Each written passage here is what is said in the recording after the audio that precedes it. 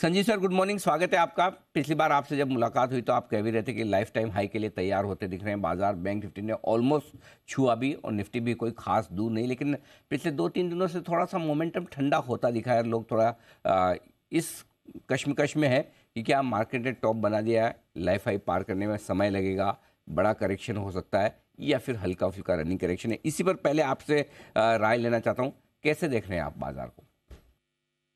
देखिए, ऐसा है कि ये तो अभी मैंने पिछले तीनों बार कहा था कि लाइफ टाइम हाई बनेगा। 25 जनवरी को मेरा पहला इंटरव्यू हुआ था इसमें।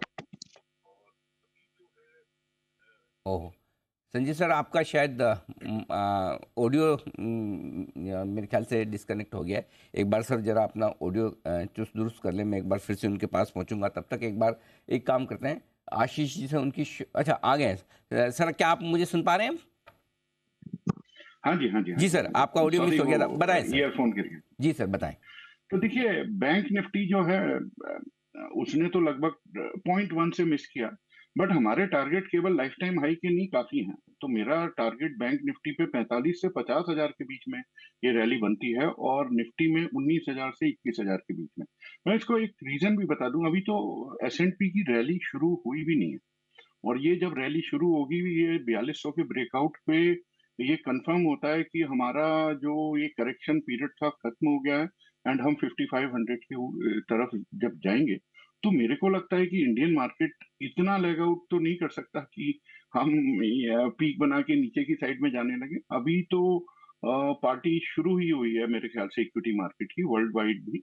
और तो मेरे को लगता है कि ये जितने भी करेक्शन है, अगर ये 18,000 17,900 के करेक्शन में नीचे आता है तो डेफिनेटली बाय करना चाहिए। बैंक निफ्टी आपको 43,000 के आसपास मिलता है, तो अभी भी बहुत सारा अपसाइड में है। आपको याद होगा ये 38,600 के आसपास बनाया था, तब भी हम लाइफ टाइम हाई की ही बात कर रहे थे। और वहां से आप देखिए करीब 6,000 पॉइंट, 5,500 पॉइंट बैंक निफ्टी ने कवर कर लिया। तो काफी बड़ा है अभी इसमें।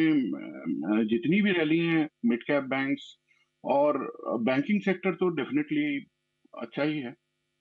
बिल्कुल अच्छा ही है। तो अब अगर इस करेक्शन में क्या बढ़िया लेवल हो सकते हैं जहाँ एंट्री की जाए, निफ्टी या बैंक निफ्टी के लिहाज से सर?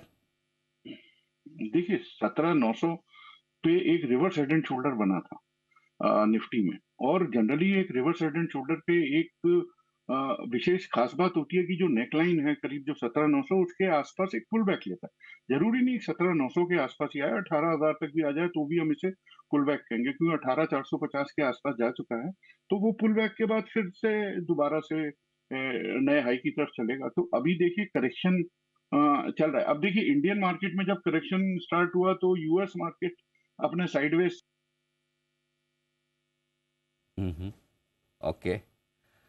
तो ये 17,900 18,000 के आसपास खरीदारी करने का मौका बन सकता है, यानी कि कोई करेक्शन ज़्यादा लंबा होगा नहीं। आज सुबह हम भी लगभग लगभग इन्हीं लेवल्स के आसपास की बात भी कर रहे थे कि थोड़ा करेक्शन आए तो वहाँ खरीदारी का मौका बन सकता है। तो थोड़ा देखते हैं किन लेवल्स के आसपास तक पहुँचते हैं बाजार। लेकिन इसी से याद है कि आज हम 11 बजे आपके लिए एक विशेष पेशकश भी लेकर आ रहे हैं।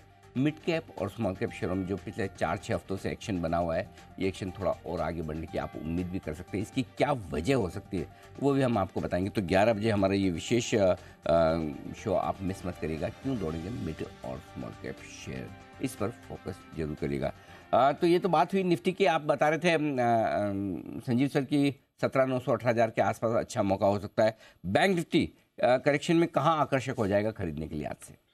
देखिए 43 है। अब बैंक निफ्टी में देखिए केवल एक करेक्शन उसने 1,000 पॉइंट का एक दिन दिया था, तो लोगों को बहुत बुरी तरह से घबरा गए थे कि अदरवाइज उसमें कभी करेक्शन ही नहीं आया। जब निफ्टी में भी करेक्शन आया था 17,850 से 17,550 आया था, उस समय भी बैंक निफ्टी में बिल्कुल भी करेक्शन नहीं आया था। तो बैंक निफ्टी ओवरऑल काफी स्ट्रांग है, और एक करेक्शन आने से क्या हुआ, और अभी भी अगर देखेंगे ये थोड़ा करेक्शन आता है तो इससे मार्केट हेल्दी होता है। तो 43,000, इवन और भी नीचे आता है थोड़ा तो it's a very good, but 43,000 के आसपास डेफिनेटली एक्यूमुलेट करना चाहिए।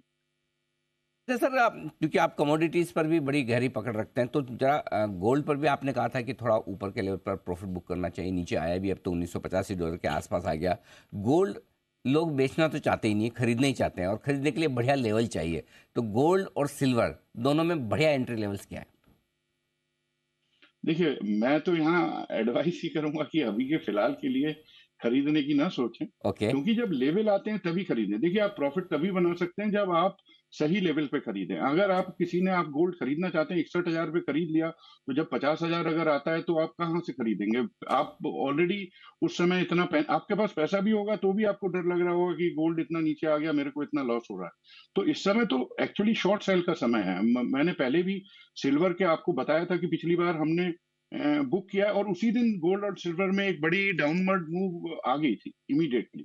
तो अभी तो ये मूव स्टार्ट हुई है, तो वी आर एक्सपेक्टिंग एटलीस्ट मेरे को लगता है कि अराउंड 10% तो गोल्ड में आराम से मिल सकता है डाउनवर्ड, और इवन सिल्वर में उससे भी ज्यादा मिल सकता है। 10 to 20% fall we are seeing still on that. So अभी कोई खरीदने का लेवल नहीं है गोल्ड में। ये जो अगर आप देखें पिछले महीने पूरे टाइम 1980 के लेवल जो है, जून फ्यूचर की बात कर रहा हूँ, वो 1980 यूएसडी के लेवल के नीचे गया भी नहीं था।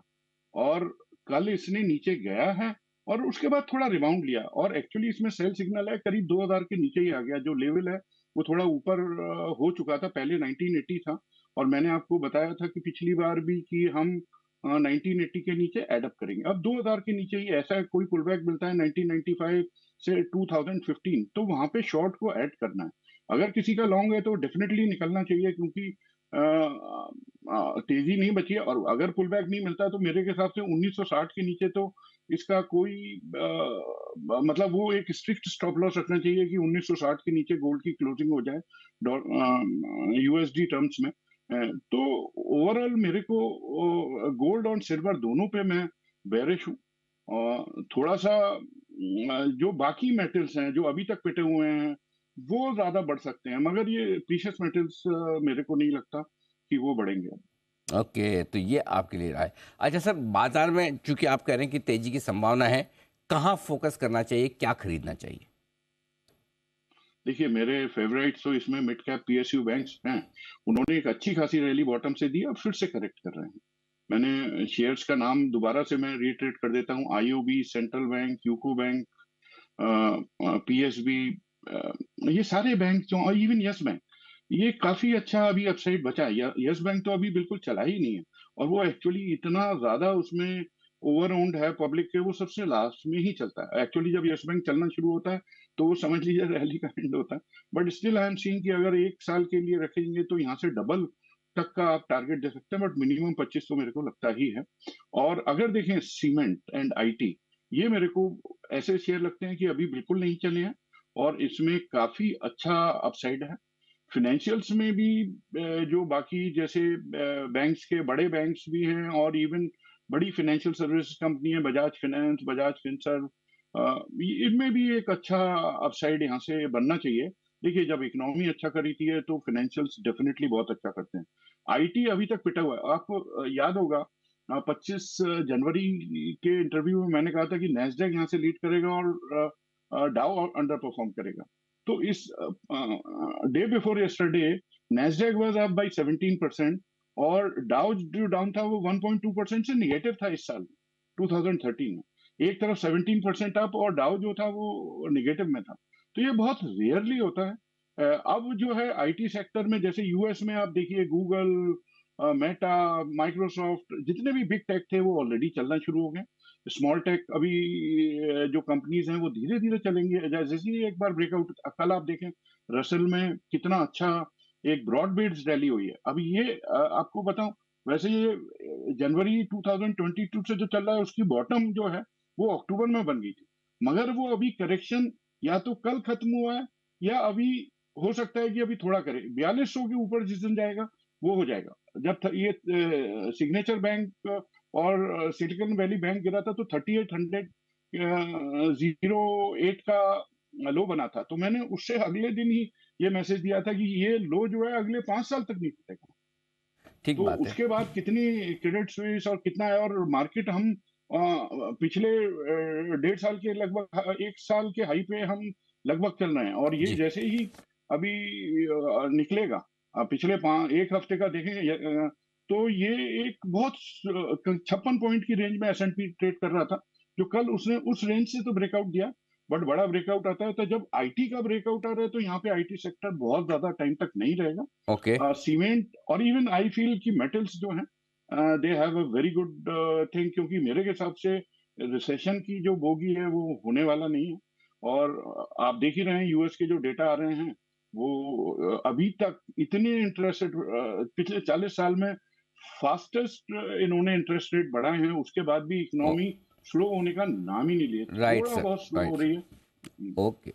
ओके, तो ये है संजीव सर की राय आपके लिए सारे इन्वेस्टमेंट करने के लिए आज से स्टॉक्स भी और सेक्टर्स भी। सर बहुत बहुत धन्यवाद आपका हमें समय देने के लिए। आइए